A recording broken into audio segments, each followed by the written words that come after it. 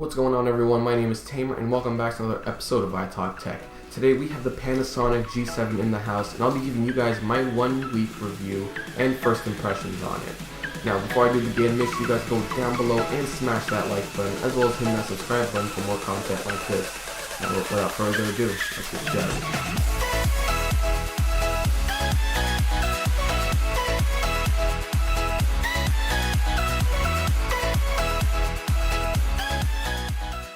So when you first pick up the G7, it literally screams at you that it records 4K. Like, no kidding, everywhere it's written that this thing shoots 4K. And it's a good thing that it's highlighting that its biggest feature is that it shoots 4K. Other than it shoots 16 megapixel photos, no one really cares about that. Everyone wants to know that this camera can shoot 4K. And the big deal about it isn't that it shoots 4K, because there's already tons of cameras already out there that shoot 4K. It's that it shoots 4K at 30 frames per second in under $1,000. Now, many cameras out there, such as the GH4, the FS7, the Red Epic camera, they're thousands of dollars worth of cameras. But this camera does it and shoots 4K in under $1,000, about $899 depending on which kit you get. Now, that's an amazing deal. Now, when you say that it's under $1,000, there's got to be some drawbacks to it, and there are some setbacks that this camera has to do in order to become that low of a price tag. Now, these setbacks aren't that big of a deal, and they're very insignificant, and these should definitely not turn you away from buying this camera or thinking about buying this camera. Now, the G7 is respectively called the baby GH4. Now, while being called a baby, it really doesn't lack any qualities that the GH4 has. It has almost the same quality as a GH4, if not just a little under in terms of contrast and saturation. Now, the G7 is truly an amazing camera, and I'm going to base this review off the things that I loved about this camera and the things that I didn't love so much about this camera. So the first thing that I realized about this camera and that I enjoyed so much of this camera is its design. Now, this thing is a beautiful camera. I mean, just look at it. It truly is one of its kind, one of its own, and it's a camera unlike many other with its design. So the design, it comes in 2 flavors. It comes in a choice of all black, or you get a choice of black and a contrasting silver. Now, naturally, I decided to go with the silver, so to give it a little more contrast. Now, it was unbelievable when I first got it. It was nothing like I've ever used. I've used Canons, I've used Nikons, I've used many other manufacturers, and they all have an all black, kind of like a plasticky texture to them, even the higher end ones. Now, the way you hold it feels just so right. Now, it has a crazy small and light body that just feels perfect when holding it and using it for an extended amount of time. I love using this camera, walking around, just taking a couple shots of random things. Overall, feels really great and awesome in the hand. So the next thing that I loved about this camera is the display, and it's got 2 of them. So you have on the top of the camera a viewfinder, which you can use through one eye to look through and try to get your shot done. Now, over here you also have a live viewfinder that has an articulating display, so you can grab it from right here and fold it out. And this way you can see what you're working on without having to directly look straight on the camera. You can have this folded and laid across your chest while still being able to manage and get a shot that you want. I love this display as it's crispy and it's clean and it's very detailed. Now, it also features touchscreen, which makes navigating the user interface on the camera much easier. So it takes literally under a couple seconds in order to set up the shot perfectly, rather than going through the hundreds of buttons such as in other cameras that they have and going through menus after menus and buttons after buttons.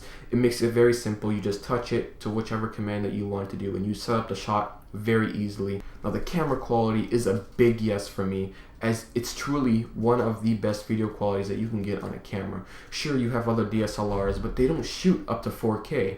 Now, you're probably saying, why do I need 4K? Well, we're living in a world right now that 720p is the standard, right? But before, think about a couple years ago, 480p was the best quality, or was like the standard HD video.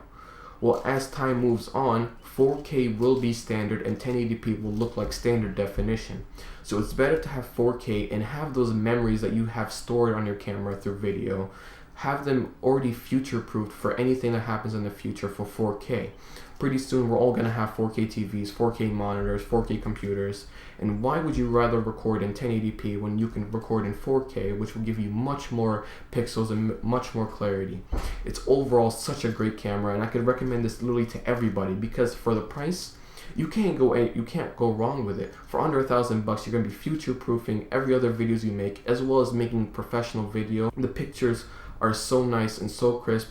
Everything is nice and balanced as a camera and just shoots amazing pictures, even though it comes with a kit lens. Now, kit lenses usually aren't looked at as a great lens, but the one they included for 800 bucks, the 14-42, unbelievable what this lens can do. It truly is a great lens. It has variable zoom, although the aperture might not be the greatest, coming at an f-stop 3.5 to 5.6, which is the lowest maximum for those zoom ranges.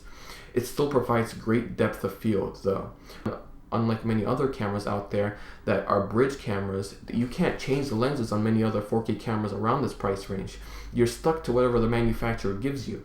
But this one, think of it like the GH4. You can take any lens that you had on the GH4 and use it for this camera. Now, removing this lens couldn't be even simpler. There's just a little tiny button here that you push, and all you do is you spin to the left, and out comes the lens, and you can put in whatever you want. Now, this is great for having this camera for a long time, as later down in the road you can invest in another lens and you can get even more types of shots. Alright, so now with every camera comes its setbacks, but the good thing about this camera is that there are very minor setbacks that shouldn't really turn you off, but I'm still going to say them because I just experienced them and I wanted to let you guys know some of the setbacks I had about this camera. Now, the first one is the battery door. Now, the battery door acts like a swing door mechanism where it has a lock and unlock slider, and it basically slides out or flaps out like that. Now, the problem with this is that the battery door is actually really long. Now, the problem is that when you put a quick plate on it or attach it to a tripod, every time you want to try to replace the battery or the micro SD card while in the middle of a shoot on a tripod, you're going to have to remove the quick plate in order to access the battery and the micro SD card. So you're going to have to unscrew it from the tripod and remove the quick plate in order to gain access to this, which does become a little annoying after many times, especially shooting 4K, as the memory card fills up like this. You need to be replacing that micro SD card relatively quickly. So it gets a little annoying, but it is a small little detail. The next thing that I didn't like that much about it is that this hinge on the LCD, while the LCD is a nice display, the hinge that connects it feels very weak and flimsy, almost to where I have to be very careful with it. Now, it isn't like it's very loose and it's wobbling all around, but I do feel that it likes to move a little bit, and it does scare me a little bit that it might break off at one point.